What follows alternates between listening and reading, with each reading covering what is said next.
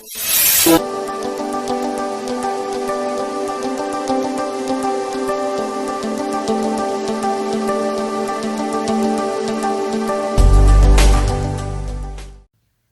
and hello student. In this lecture we continue the exercise 6.4 problem number 11. What is given in problem number 11? X dy plus 2 times y dx equal to 0 when x equal to 2 y equal to 1.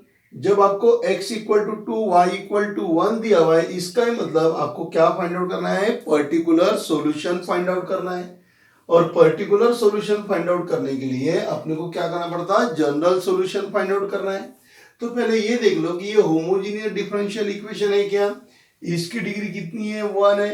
ये second term है, इसकी भी degree कितनी है? 1 है। यानी ये जो फर्स्ट टर्म है इसकी भी डिग्री 1 है, इसकी भी डिग्री 1 है। इसका ही मतलब ये क्या आपके पास में homogeneous differential equation of degree 1। तो चलिए अब इसको सॉल्व कर लेते हैं अपन।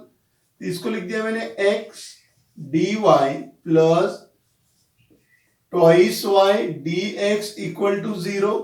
पहली स्टेप क्या अपनी dy बाई dx में कन्वर्ट करने की। तो dy बाई dx में कन्वर्ट करना है तो इसको इधर ट्रांसफर कर दो, यानी ये हो गया x dy equal to minus twice y dx।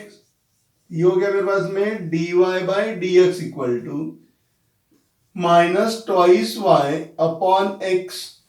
Okay, give us equation number 1। समझ गया बराबर?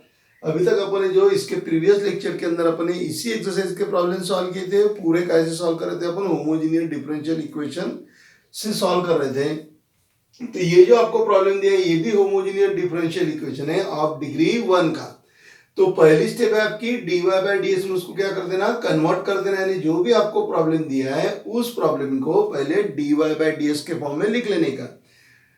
तो इसको अपने dy बाई ds के फॉर्म में लिख लिया है। क्या है? dy by dx equal to minus twice y upon x। उसको दिया इक्वेशन नंबर 1। आप यहां पे लिख दो this is homogeneous differential equation.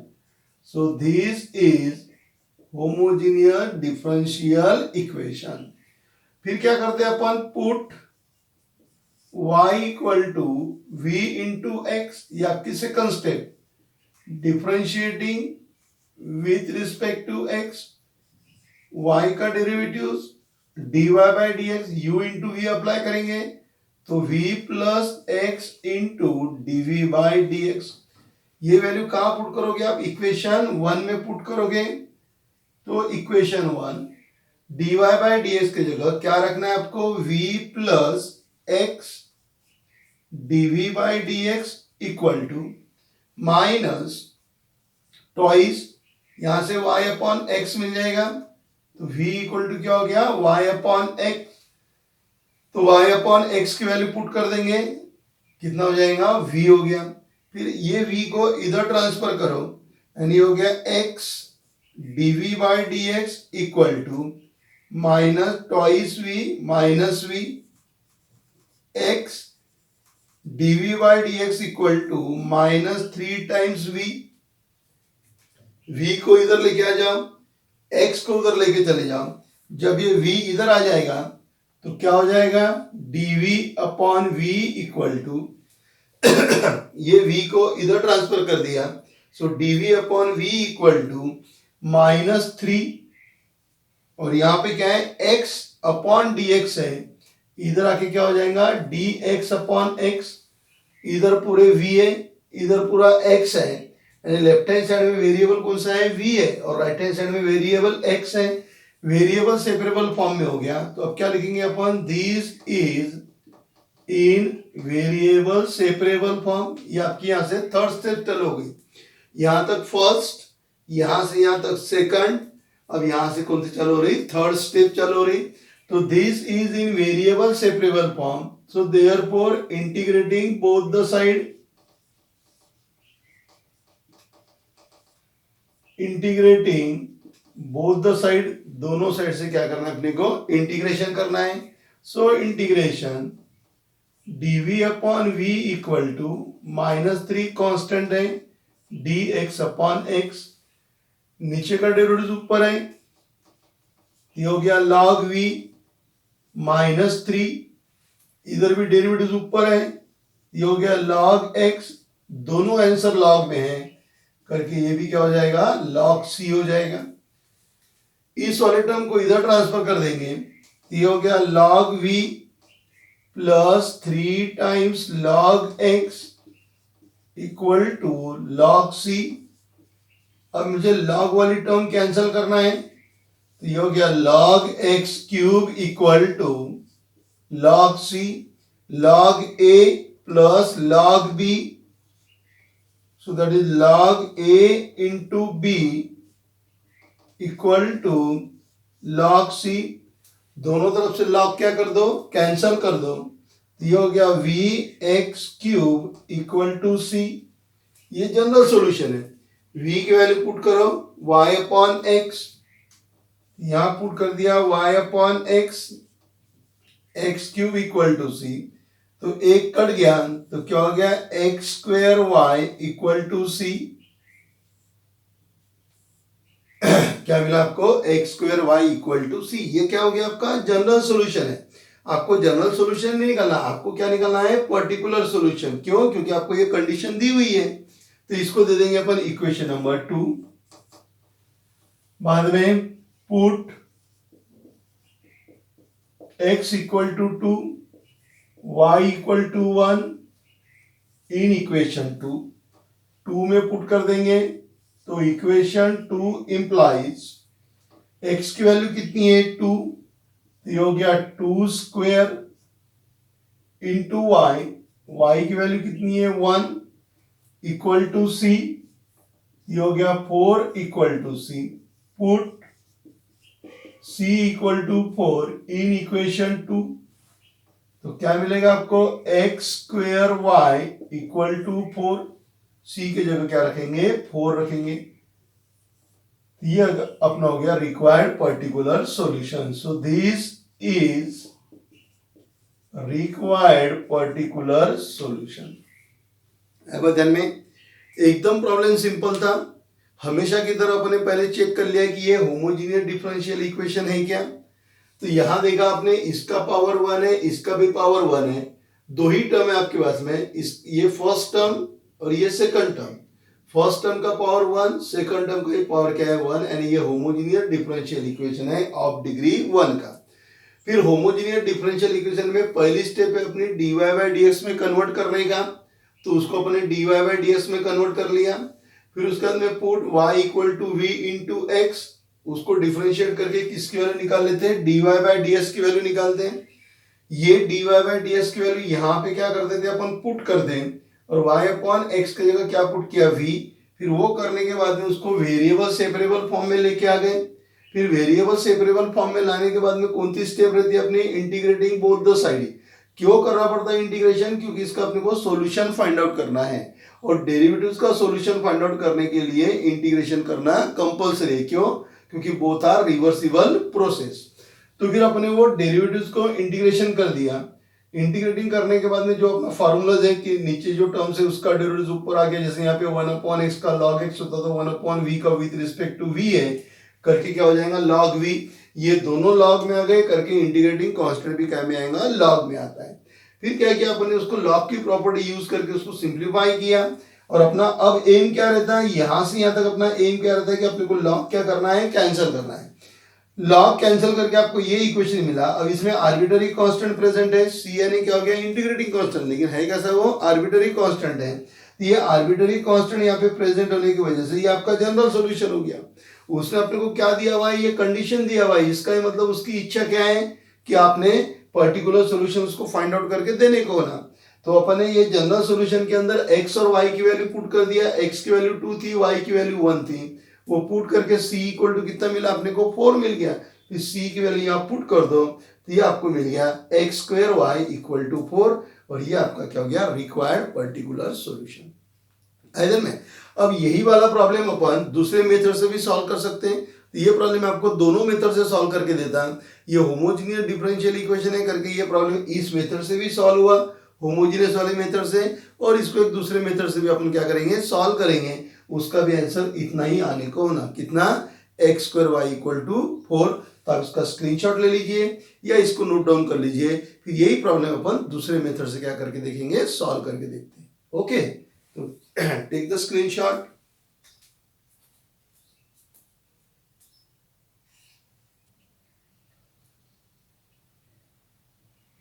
Second method से सॉल्व करते हैं यही वाला प्रॉब्लम। पिछले बार कैसे सॉल्व किया था, होमोजीनियस डिफरेंशियल इक्वेशन। अब इसको वेरिएबल सेपरेबल फॉर्म से सॉल्व करेंगे अपन। तो क्या करना है, वेरिएबल सेपरेबल फॉर्म से सॉल्व कर रहे हैं तो ये वाले टर्म को इधर ट्रांसफर कर देता हूं। ये हो गया x dy plus twice y dx equal to 0। दिया हुआ इक्वेशन है given. Direct variable separable form में ले जाते हैं। x dy equal to minus twice y dx। y को इधर भेज दो, x उधर लेके चले जाओ, तो dy upon y equal to minus twice dx upon x। y इधर आ गया, x यहां चले गया, तो क्या हो गया, dy upon y equal to minus twice dx upon x। Variable separable form में आ गया। So this is in variable separable form, so therefore integrating both the side,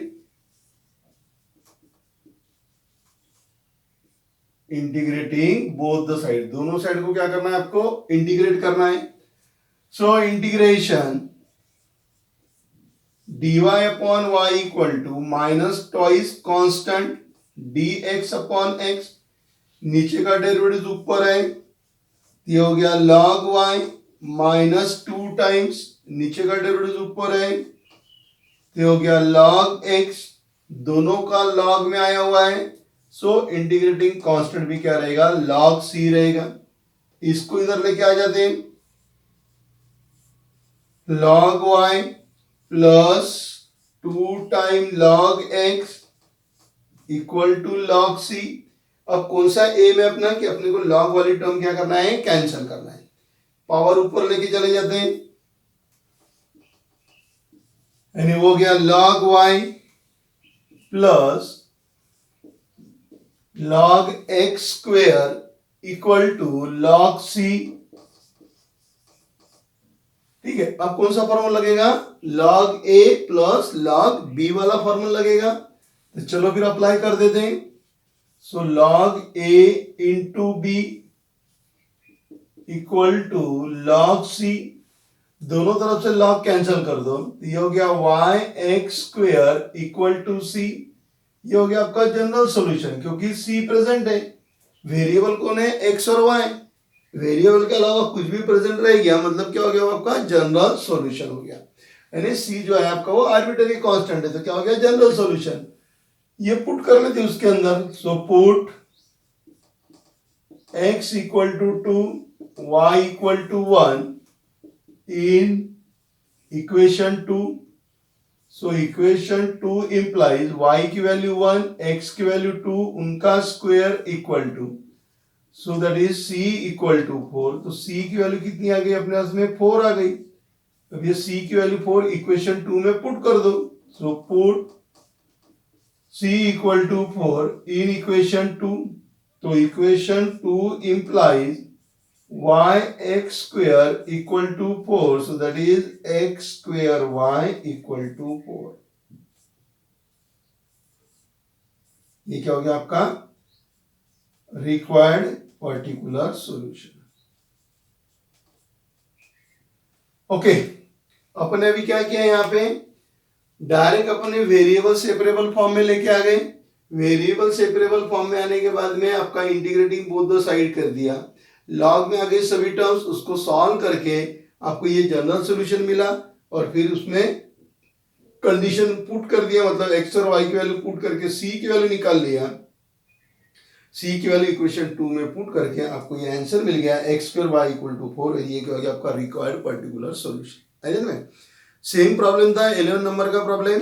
दो मेथड से सॉल्व किया। पहली मेथड थी अपने इसमें होमोजीनियस डिफरेंशियल इक्वेशन, उससे भी आपको यही जनरल सॉल्यूशन मिला था, कंडीशन और इसमें पर्टिकुलर सॉल्यूशन फाइंड आउट किया। सेम प्रॉब्लम अपने कैसे सॉल्व किया, वेरिएबल सेपरेबल फॉर्म से सॉल्व किया। पेपर में अगर ये प्रॉब्लम आता है तो आप दो में से कोई भी मेथड से सॉल्व कर सकते हैं। ओके, तो आप इसका स्क्रीनशॉट ले लीजिए, फिर अपन चलेंगे प्रॉब्लम नंबर 12 की तरफ।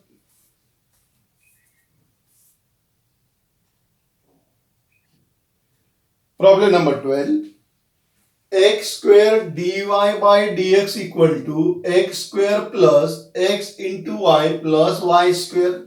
बहुत से बच्चे क्या करते हैं, ये एक्स स्क्वेयर और ये एक्स स्क्वेयर को कट कर देते। अगर ये कट होता तो प्रॉब्लम वाला पहले ही स्टेप पे उसको नहीं देता था, है ध्यान में। ये देखिए यहाँ पे मल्टीप्लिकेशन में और ये एडिशन के साथ में है, तो ये ऐसा नहीं होता है, ये बात ध्यान में रखिए। अब पहले चेक कर लो वो होमोजीनियस डिफरेंशियल इक्वेशन है क्या। ये आपकी first term, second, third, fourth, चार टर्म है आपके पास में। पहले टर्म देखो एक्स स्क्वायर मतलब इसकी डिग्री 2 है। सेकंड वाले टर्म में देखो यहाँ पे 2 दिया है मतलब इसकी डिग्री 2 है। 1 प्लस 1 कितना होता है 2, मतलब इसकी भी डिग्री कितनी है 2 है और इसकी भी डिग्री कितनी है 2 है। यानी टोटल अपने पास में चार टर्म है और चारों टर्म की डिग्री कितनी है 2 है। इसका ही मतलब ये क्या हो गया, होमोजीनियस डिफरेंशियल इक्वेशन। क्या हो गया, होमोजीनियस डिफरेंशियल इक्वेशन। ओके, तो चलिए फिर अब इसको सॉल्व करते हैं अपन। तो होमोजीनियस डिफरेंशियल इक्वेशन की पहली स्टेप क्या है, write the given problem in the form of dy by dx। तो चलिए फिर इसको dy बाय dx के फॉर्म में लिख लेते हैं। तो पहले प्रॉब्लम लिख लेते हैं, x square dy by dx equal to x square plus x into y plus y square. X square को ट्रांसफर कर दो, ये हो गया dy by dx equal to x square plus x into y plus y square upon x square. Simplify कर लेंगे, so dy by dx equal to x square upon x square यानी 1 हो गया, प्लस इसको इससे डिवाइड करेंगे तो एक x कैंसिल हो गया तो क्या रह गया y अपॉन x, प्लस ये y square upon x square तो y अपॉन x उसका क्या हो जाएगा स्क्वायर हो गया। x square upon x square 1, एक x कैंसिल हो गया y upon x, y square upon x square मतलब y upon x square. Okay, तो लिख देंगे यहाँ पे अपन this is homogeneous equation, this is homogeneous differential equation. फिर पहली स्टेप हो गई अपनी कंप्लीट होमोजीनियस डिफरेंशियल इक्वेशन की। फिर क्या करना है अपने को, पुट। अब यहाँ के सेकंड स्टेप चल रही है, यहां से put y equal to v into x, तो v इक्वल टू क्या हो जाएगा y अपॉन एक्स। अब इसको डिफरेंशिएट करेंगे अपन, differentiating with respect to x, y का derivative dy by dx, v plus x into dv by dx। ये वैल्यू इक्वेशन 1 में पुट कर दो, तो equation 1 implies dy by dx की वैल्यू पुट कर दिया तो क्या हो गया v plus x dv by dx equal to 1 plus y upon x यानी क्या हो गया v प्लस v स्क्वेयर। इसको उधर ट्रांसफर करो तो ये v और ये v क्या हो जाएगा कट हो जाएगा, ये वाली टर्म्स और ये वाली टर्म क्या हो जाएगी कट, क्योंकि इधर प्लस है इधर जाके क्या हो जाएगा माइनस v हो जाएगा। तो प्लस और माइनस क्या हो गया कैंसल, यानी अब अपने पास में क्या रह गया x into dv by dx, x into dv by dx equal to 1 plus v square. इसको इधर लेके आ जाओ, so dv upon 1 plus v square, ये पूरा उधर चले गया dx अपॉन x। इधर है तो क्या है x अपॉन dx है, जब ये उधर जाएगा तो क्या हो जाएगा dx अपॉन x हो जाएगा। ओके, अब देखिए लेफ्ट हैंड साइड में पूरे आपके पास में v वेरिएबल है, राइट हैंड साइड में क्या है x variable, and left hand side is having only v variable and right hand side having the only x variable।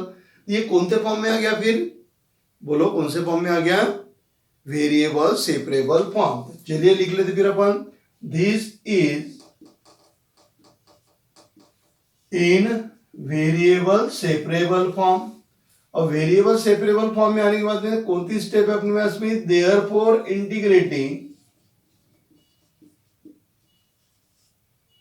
Integrating both side, दोनों side को इंटीग्रेशन कर दो तो integration dv upon 1 plus v square equal to integration dx upon x। अब देखिए यहाँ बहुत से बच्चे फिर गलत कर देते। क्या गलत करते हैं, जैसे मैंने आपको ये तो बताया कि क्या यहाँ पे गलत करते हैं, इधर भी क्या करते हैं, यहाँ पे देख ले नीचे का डेरिवेटिव ऊपर है क्या, नहीं है, फिर इसका डेरिवेटिव निकाल लेते हैं। इसका डेरिवेटिव कितना आता है, 1 प्लस वी स्क्वायर का डेरिवेटिव ट्वाइस वी आता है, यहाँ पे ट्वाइस वी लिख देते हैं और इधर बाहर एडजस्ट करने के लिए 1 अपॉन ट्वाइस वी लिखते हैं। ऐसा नहीं होगा, ऊपर अगर वेरिएबल है तो फिर अपन सोच सकते हैं कि नीचे जो दिया हुआ है इसका डेरिवेटिव ऊपर आएगा, लेकिन यहाँ पे वेरिएबल है क्या, नहीं है, तो वो वाली प्रोसीजर यहाँ पे लगेंगी नहीं।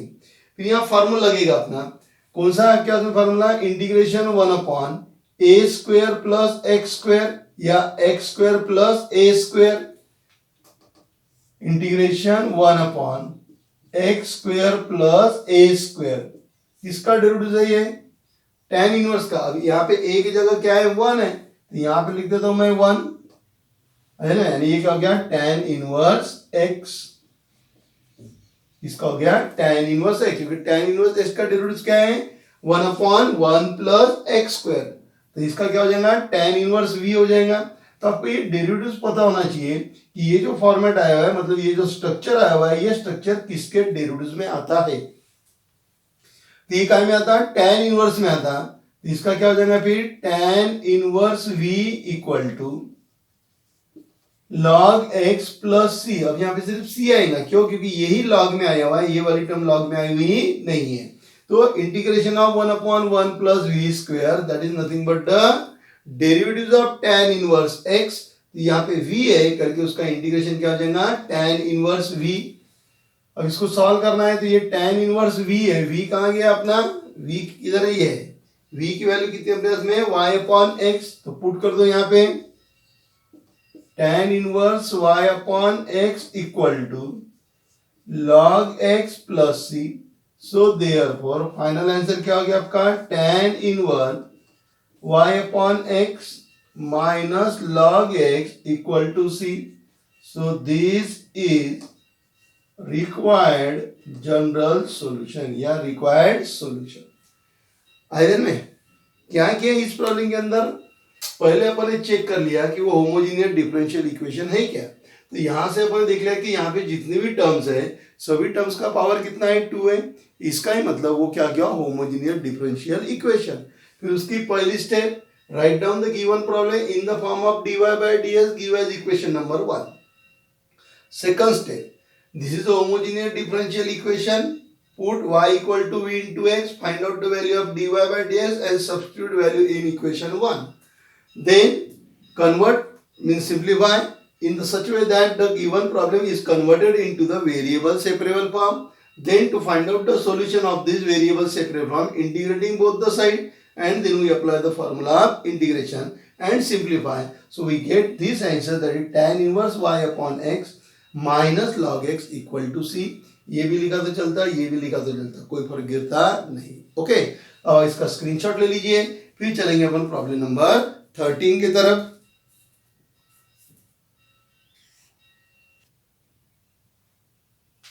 Problem number 13, 9x plus 5y dy plus 15x plus 11y dx equal to 0। पहली स्टेप क्या है अपनी, check whether it is homogeneous differential equation और नॉट। चलिए पहले चेक कर लेते हैं।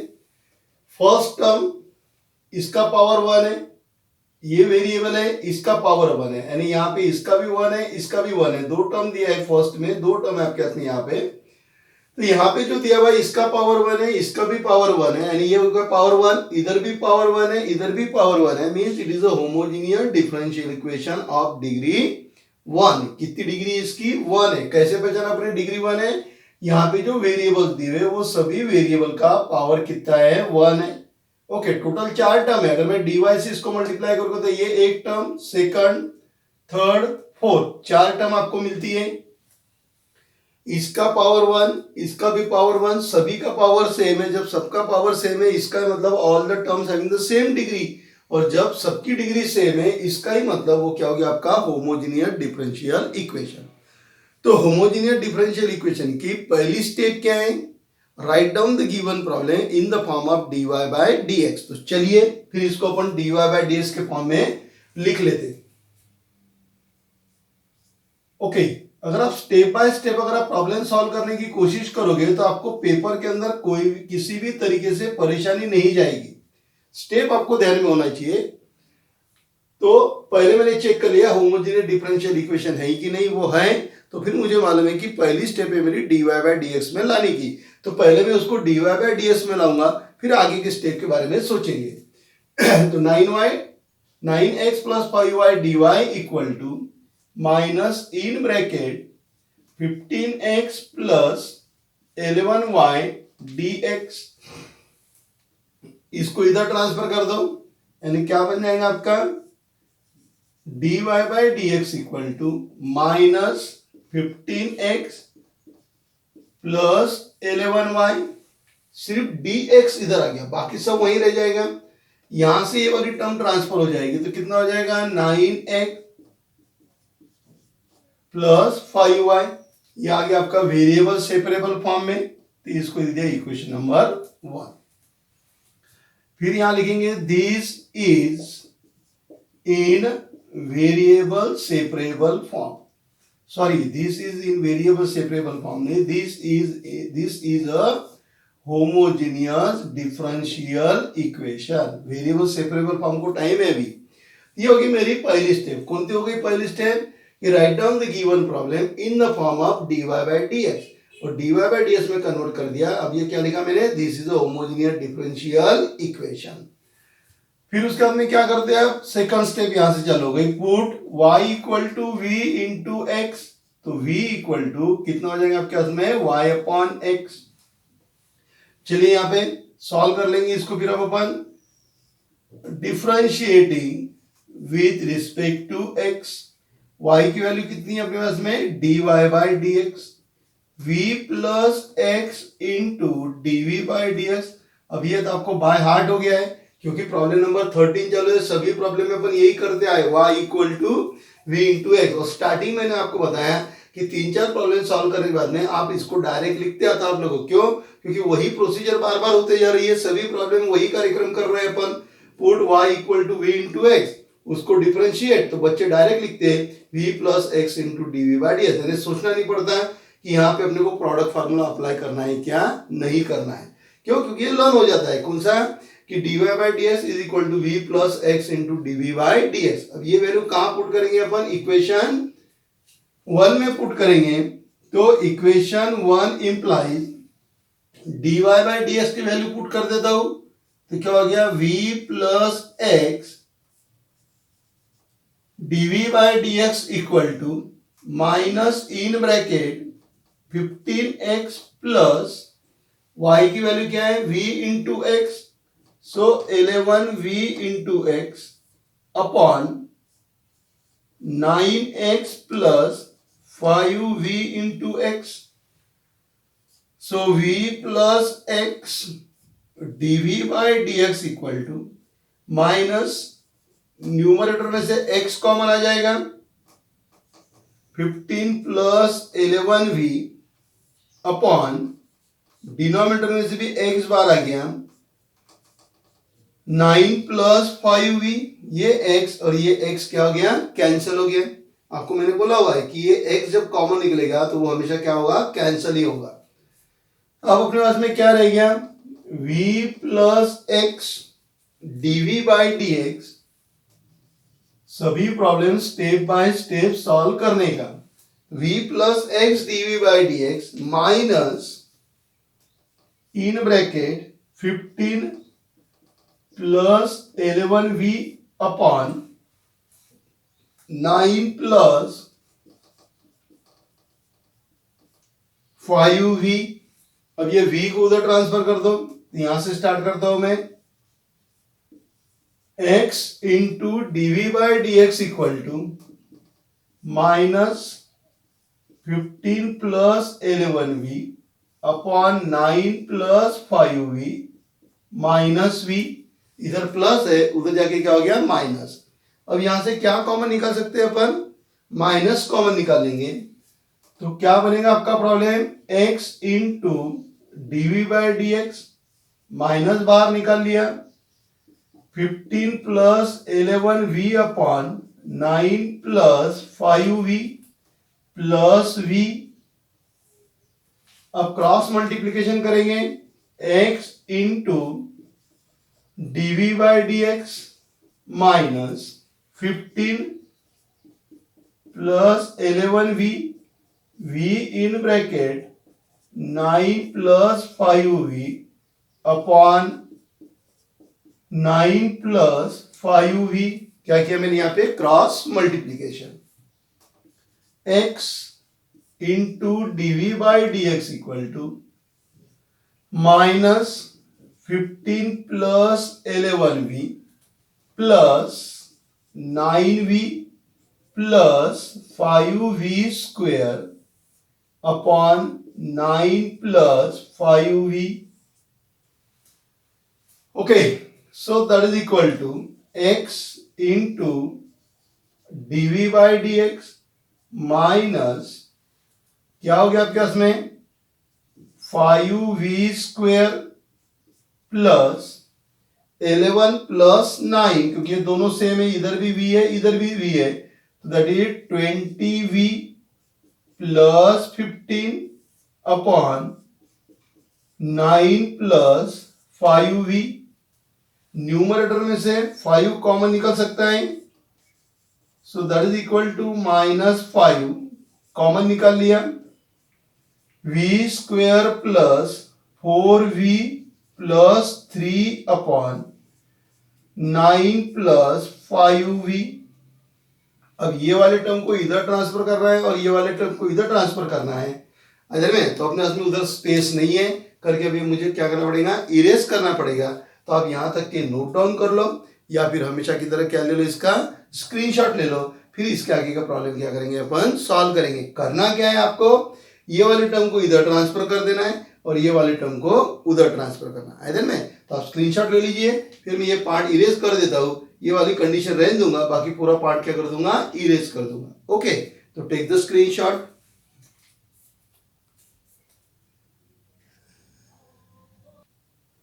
ओके, तो चलिए अब टर्म को ट्रांसफर कर देते हैं।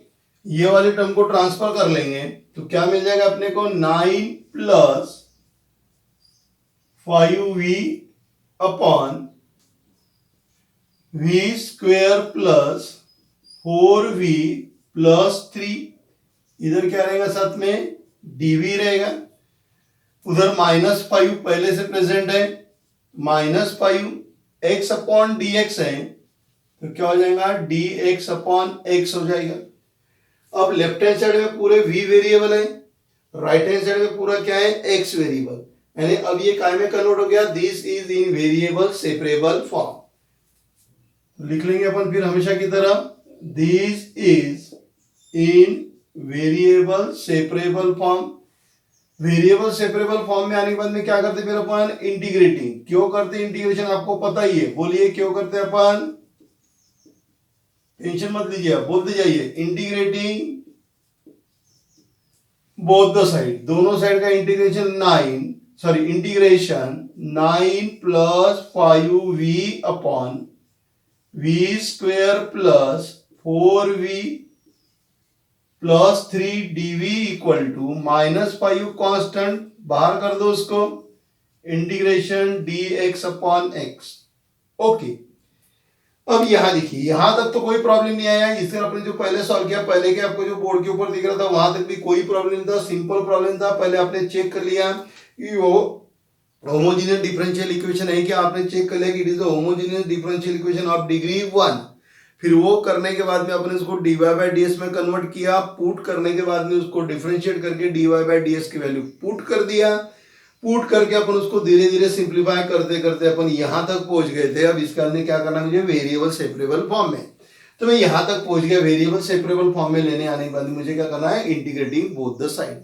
ओके, यानी आधे से ज्यादा प्रॉब्लम क्या हो गया अपना, सॉल्व हो गया। अब यहां देखिए, ये लेफ्ट हैंड साइड में जो इंटीग्रेशन है ये 3 तरीके से सॉल्व होता अरे ना, मैं आपको ये एक्सप्लेन इसलिए करके देता हूँ कि पेपर के अंदर अगर ये सिचुएशन आती है तो आप कोई भी मेथड से इंटीग्रेशन क्या कर सकते हैं, फाइंड आउट कर सकते हैं।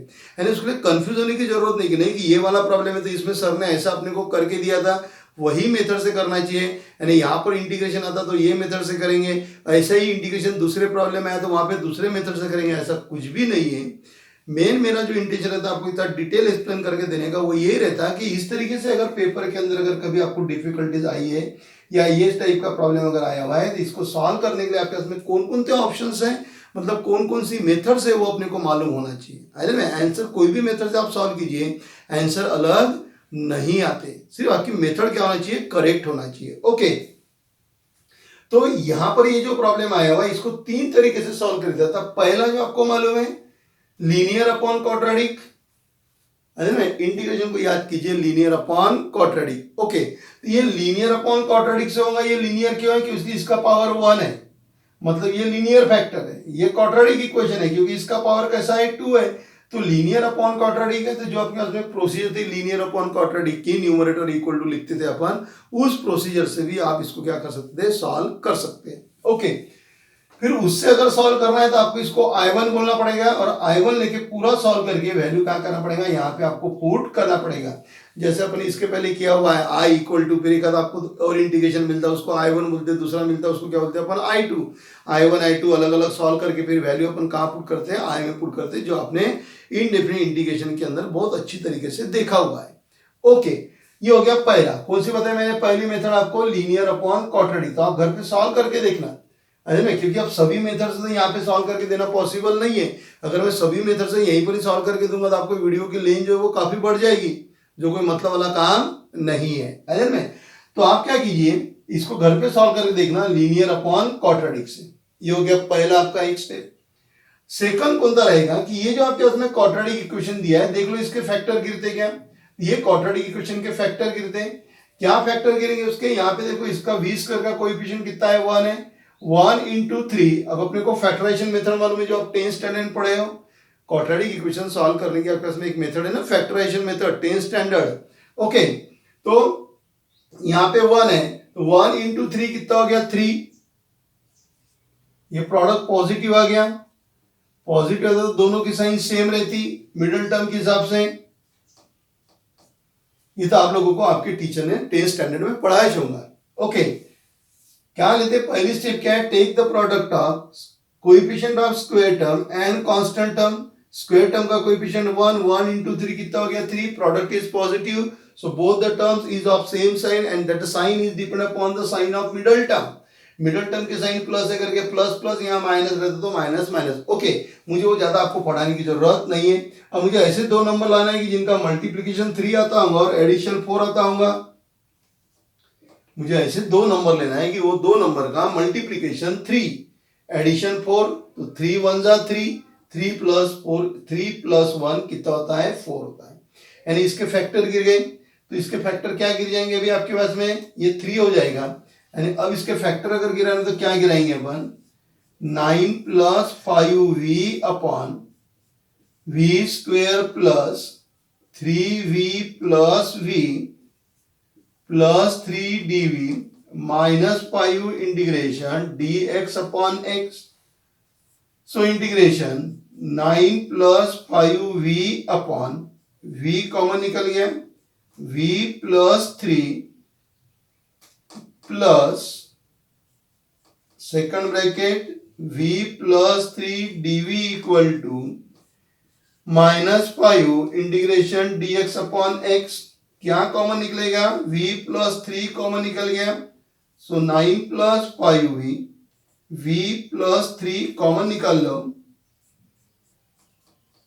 तो सेकंड ब्रैकेट में क्या रह गया, v plus 1, ये निकल गया तो v रह गया, ये निकल गया तो 1 रह गया, dv equal to integration dx upon x।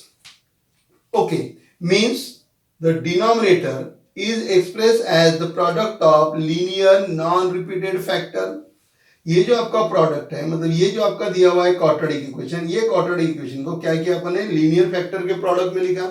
और ये जो लीनियर फैक्टर वाले जो प्रोडक्ट है ये कैसे नॉन रिपीटेड है, means the quadratic equation is converted into the या the quadratic term is converted into the product of non repeated linear factor. फिर नॉन रिपीटेड लीनियर फैक्टर है तो कैसे सॉल्व करेंगे, पार्शियल फ्रैक्शन, क्योंकि प्रोडक्ट है ना, क्या है ये प्रोडक्ट है, तो कैसे सॉल्व करेंगे, पार्शियल फ्रैक्शन से। पार्शियल फ्रैक्शन से कैसे सॉल्व करते हैं आपको मालूम है, a upon v plus 3 b upon v plus 1, यानी इसको अपन पार्शियल फ्रैक्शन से भी क्या कर सकते हैं, सॉल्व कर सकते थे। इसको अब I1 बोल के भी सॉल्व कर दिया था। तो यहाँ पे मैंने आपको दो मेथड एक्सप्लेन करके दी है। पहली मेथड लीनियर अपॉन क्वाड्रेटिक, इसको I1 बोल दो, सॉल्व करो। या फिर डिनोमिनेटर को प्रोडक्ट में कन्वर्ट कर दिया, अब यहां से सॉल्व होगा पार्शियल से। यहां से सॉल्व करोगे तो मेथड अलग रहेगी। कौन सी मेथड रहेंगी, लीनियर अपॉन क्वाड्रेटिक। यहां सॉल्व करोगे तो मेथड कौन सी रहेंगी आपके हाथ में, पार्शियल वैल्यू मेथड रहेगी, है ना। क्योंकि पार्शियल में आपको मालूम है the denominator can be express as the product of non repeated linear factor. Repeated भी चलता है, नॉन रिपीटेड चलता है, अनफैक्टराइज्ड क्वाड्रेटिक इक्वेशन भी चलता है, अलग अलग टाइप की प्रॉब्लम आती है उसके अंदर। लेकिन यहाँ पे अपने पास में जो आ रहा है, एक पहले जो आपके पास में फैक्टर है वो v प्लस 3 है, और दूसरा फैक्टर क्या है, v प्लस 1, यानी ये नॉन रिपीटेड लीनियर फैक्टर है, तो इसको अपन पार्शियल फ्रैक्शन से भी सॉल्व कर सकते हैं। और वो भी आपने कहाँ पे देखा हुआ है, इंडिपेंडेंट इंडिकेशन के अंदर देखा हुआ है। ये हो गई दूसरी मेथड। तीसरी मेथड क्या है कि आप इसको स्प्लिट कर दो। डिनोमिनेटर को क्या करो, आप स्प्लिट करो, और डिनोमिनेटर को स्प्लिट करके भी अपन उसको सॉल्व कर सकते हैं। अब डिनोमिनेटर को स्प्लिट करना है तो कौन सा तरीका मैं आपको एक्सप्लेन करके देता हूं। मैं इसको इरेज कर देता हूं और फिर इसको कैसा स्प्लिट करते हैं वो भी आपको समझा के देता हूं।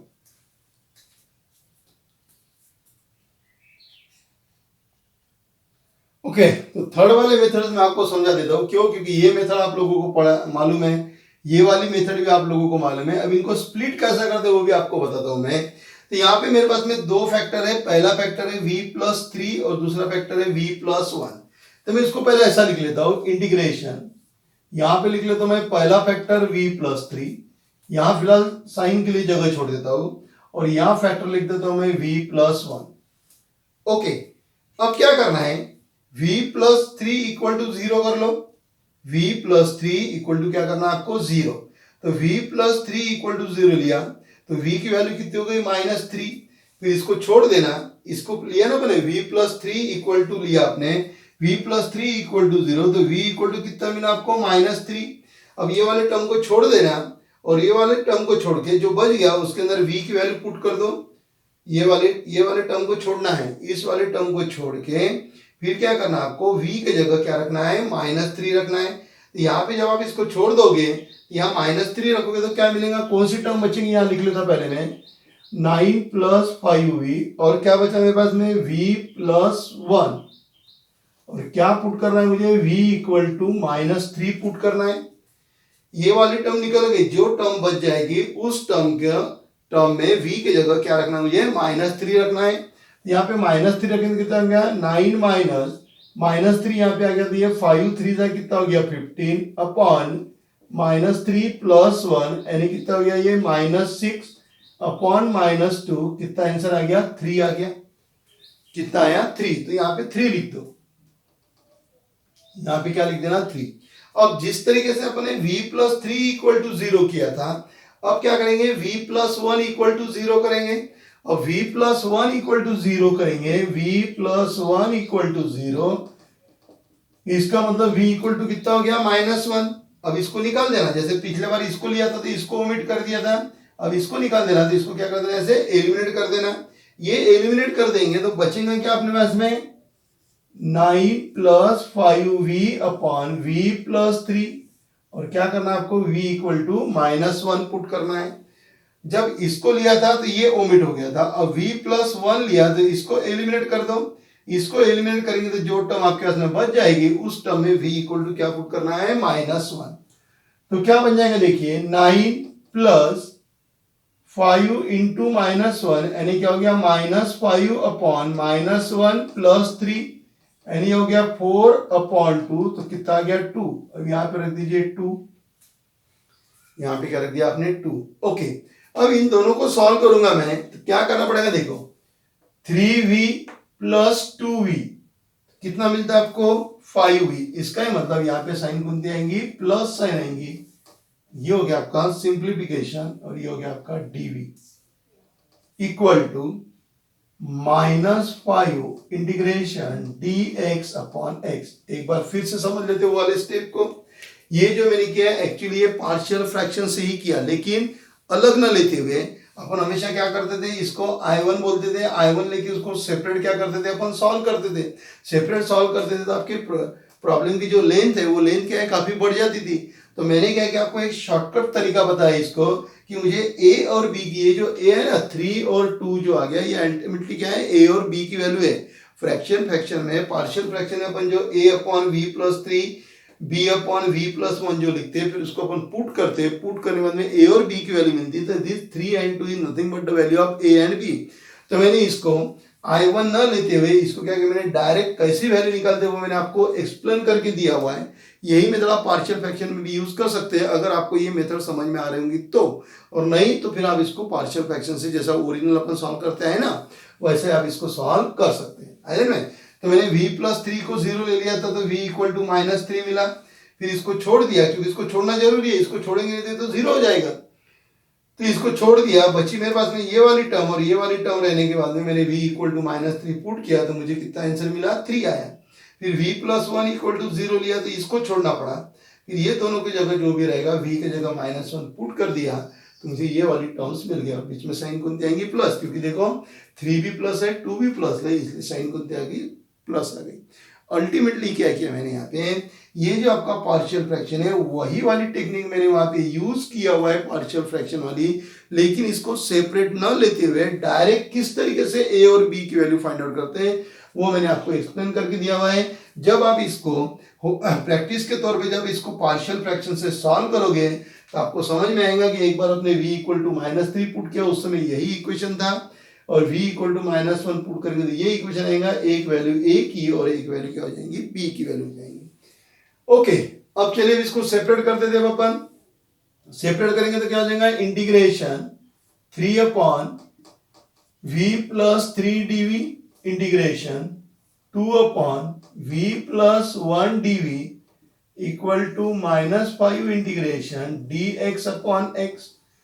अरे ना, तो कैसा है कि आप जैसे डीप स्टडी करोगे इंटीग्रेशन के, आप जब डीप स्टडी करोगे तो आपको ये सब समझ में आएगा। यानी क्या करना पड़ेगा आपको, आपको सिर्फ टाइप और उसके करस्पॉन्डिंग प्रोसीजर कौन सी है वही आपको सिर्फ ध्यान में रखना है।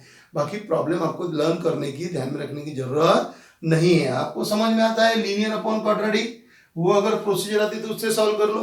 फिर आपको मैंने ये भी बोला है कि अगर आपके पास में जो क्वाड्रेटिक है, मतलब जो डिनोमिनेटर है उसके अगर फैक्टर गिरते हैं तो आप उसको पार्शियल से भी सॉल्व कर सकते हैं। तो ये जो मेरे पास में क्वाड्रेटिक वाली टर्म्स थी उसके फैक्टर गिर गए, मतलब ये पार्शियल से भी सॉल्व हो गया।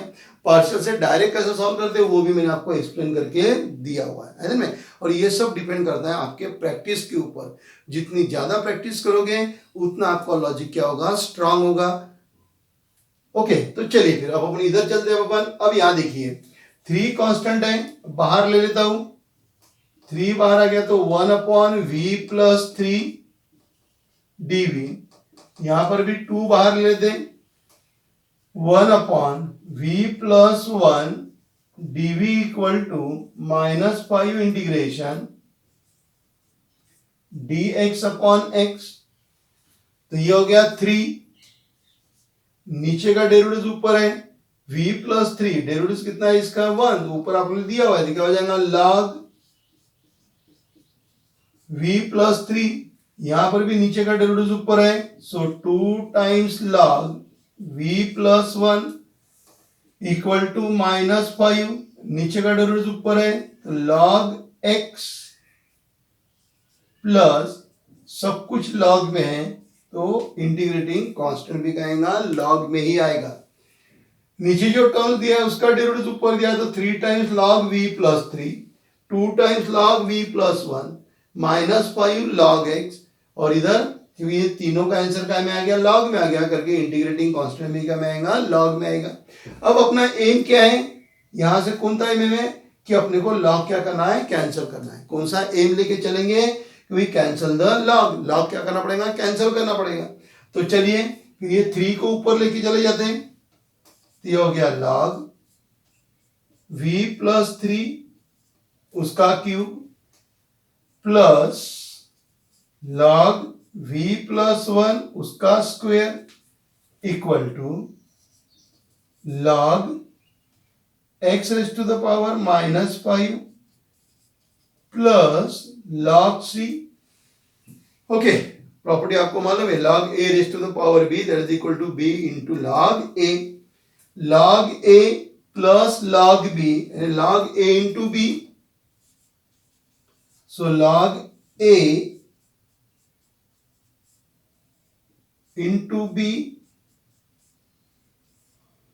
log a plus log b यानी क्या हो गया, log a into b equal to log a plus log b. ये भी क्या हो गया, log a into b. दोनों तरफ से log log क्या करना है, कैंसिल करना है. इसको इरेज करूंगा और इसके आगे क्या करूंगा, सॉल्व करूंगा. ये समझ में आ गया. फिर लीनियर अपॉन क्वाड्रेटिक से सॉल्व होगा, पार्शियल फ्रैक्शन से सॉल्व होगा. डायरेक्ट पार्शियल फ्रैक्शन से कैसा निकालते हैं वो भी आपको एक्सप्लेन करके दिया हुआ है. आप जब भी इसके नोट्स बनाओगे तो ये वाला पार्ट हमेशा ध्यान में रखिए. फिर अपन चलेंगे ये लॉग और लॉग को कैंसिल करके इसका फाइनल आंसर ढूंढेंगे. तो आप इसका स्क्रीनशॉट ले लीजिए और फिर तैयार रहिए आगे का प्रॉब्लम सॉल्व, आगे का इसके स्टेप सॉल्व करने के लिए. ओके, तो चले भी लॉग वाली टर्म कैंसिल कर लेते थे. ये लॉग और लॉग कैंसिल हो गया तो फिर आपके पास में क्या रह गया, v प्लस 3 उसका क्यूब इंटू v प्लस 1 उसका square equal to x raise to the power -5 into c. v की वैल्यू पुट कर देंगे. अपन हमेशा क्या पुट कर दें, y equal to v into x. तो इसका मतलब v यानी क्या हो गया, y अपॉन x. तो चलिए यहाँ पे y अपॉन x पुट कर देते हैं. ये हो गया मेरा इसमें y अपॉन x प्लस 3 उसका cube, y upon x plus 1 उसका square, c upon x raise to the power 5. Cross multiplication कर लो, y plus 3x upon x उसका cube, y plus x upon x whole square, c upon x raise to the power 5. और simplify करेंगे तो y plus 3x raise to the power 3 upon x cube, y plus x square upon x square, c upon x raise to the power 5.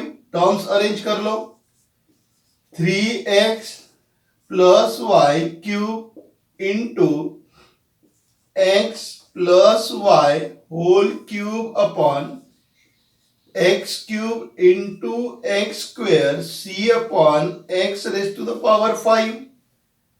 ये हो गया 3x plus y cube into x plus y square. दोनों का base same है तो power का addition, 5 equal to c upon x raise to the power 5. ये दोनों कट गए तो मेरे पास में रह गया 3x प्लस y उसका cube into x plus y square equal to c. So this is the required solution of the given differential equation. Okay, क्योंकि इसके अंदर कंडीशन दी हुई नहीं है. कौन सा प्रॉब्लम चालू था, 13 वाला, तो कंडीशन दी हुई नहीं है. है ना, में सिंपल प्रॉब्लम था. थोड़ा सा लेंदी प्रॉब्लम हो गया था. क्यों, क्योंकि आपको इंटीग्रेशन मिल गया था बीच में. और इंटीग्रेशन क्या था, लीनियर अपॉन क्वाड्रेटिक. फिर अपन लीनियर अपॉन काय में कन्वर्ट किया, उसको नॉन रिपीटेड लीनियर फैक्टर में कन्वर्ट किया, यानी फिर पार्शियल फ्रैक्शन से सॉल्व किया. डायरेक्ट पार्शियल फ्रैक्शन से कैसा सॉल्व करते हैं मैंने यहाँ पे एक्सप्लेन करके दिया. और यहाँ के बाद की जो प्रोसीजर है ये हमेशा की तरह कि अपने को लॉग कैंसिल करना है. लॉग कैंसिल होने के बाद अपन उसको सिंप्लीफाई करना है. जो भी आपके हाथ में v की वैल्यू थी, v की वैल्यू क्या मिली अपने को, y अपॉन x पुट करके अपन उसको सिंप्लीफाई किया.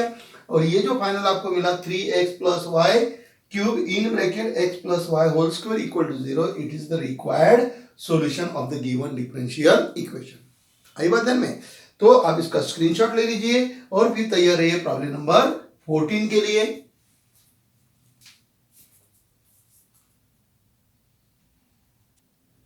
Problem number 14, x square plus 3x into y plus y square dx minus x square dy.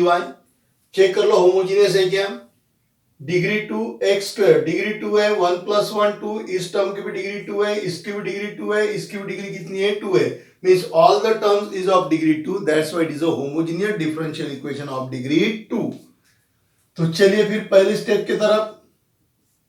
पहली स्टेप आप सभी को पता है क्या करना है आपको, कि आपका जो भी प्रॉब्लम दिया है उसको dy बाय dx में क्या करना है, आपको कन्वर्ट करना है। तो वही काम करेंगे अपन पहले, इक्वल टू 0, ये आपका हो गया गिवन। dy बाय dx में लेना है तो इसको उधर ट्रांसफर करो, एंड ये हो गया minus x square dy equal to minus x square plus 3x into y plus y square dx, minus दोनों तरफ से निकाल दिया, तो x square d y equal to x square plus 3x into y plus y square d x. D y by D x में लाना है, तो ये हो गया आपके हाथ में d y by D x equal to x square plus 3x into y plus y square upon x square. dy by dx ये उधर चले गया, सेपरेट कर दो, जैसे पिछले बार सेपरेट किया था उसी तरीके से। So dy by dx equal to x square upon x square 1 plus 3, एक x कैंसिल हो गया तो y upon x plus y upon x उसका स्क्वायर, give as equation number 1। Okay, this is homogeneous differential equation. Put y equal to v into x, so therefore v equal to y upon x. Differentiating with respect to x, y का derivatives dy by dx, v into x है तो v plus x dv by dx काय में put कर दे, equation 1 में put करना है, तो dy by dx की जगह लिख दो v प्लस x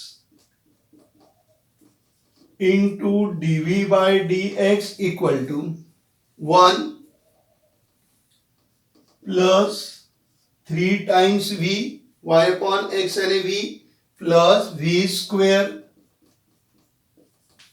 तो क्या रहेगा x into dv by dx 1 plus 3v plus v square minus v, x into dv by dx 1 3v minus v means twice v plus v square, लेके आ जाओ इधर, इसको उधर भेज दो, तो क्या हो गया फिर dv upon 1 plus twice v plus v square dx upon x, dx upon x। ये वाली टर्म इधर आ जाएगी, x अपॉन dx से उधर जाके dx अपॉन x हो जाएगा। लेफ्ट हैंड साइड में पूरा v है, राइट हैंड साइड में पूरा कितना है x है, यानी क्या हो गया फिर ये वेरिएबल सेपरेबल फॉर्म में आ गया। So this is in variable separable form, so therefore integrating both the side,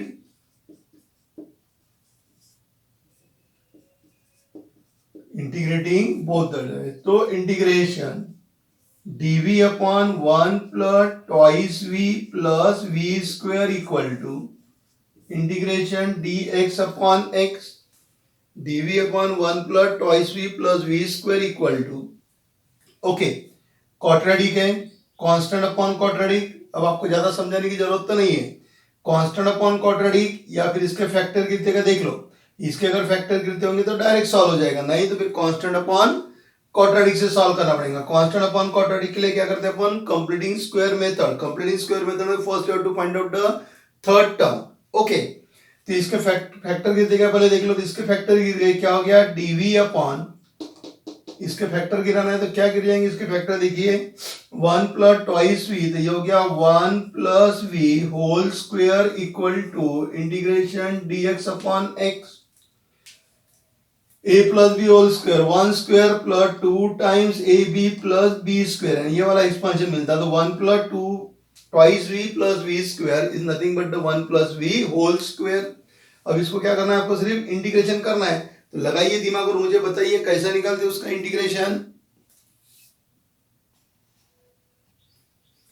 okay, तो यहां मुझे मिल गया इंटीग्रेशन 1/1 प्लस वी स्क्वायर। तो आपको ये पता होना चाहिए कि इंटीग्रेशन 1/x स्क्वायर किसका डेरिवेटिव आता है। 1/x square it is the derivative of -1/x। आप -1/x का डेरिवेटिव ले लीजिए, कितना आएगा वो 1/x स्क्वायर। तो 1/f(x) स्क्वायर, तो इसका क्या हो जाएगा -1/1 plus v. 1/x square it is the derivative of -1/x। Okay, तो 1/f(x) स्क्वायर का -1/f(x) और उसका डेरिवेटिव कितना आएगा 1। तो ये जो है integration 1/1 plus v square, 1 plus v whole square, that is nothing but -1/1 plus v equal to log x plus c. अब मुझे इधर इरेज करना पड़ेगा और बाद में क्या करेंगे अपने इसको सिंपलीफाई। तो इसका आप स्क्रीनशॉट ले लीजिए, फिर मैं इधर वाला पार्ट इरेज करके आगे का प्रॉब्लम क्या करूंगा, सॉल्व करता हूं।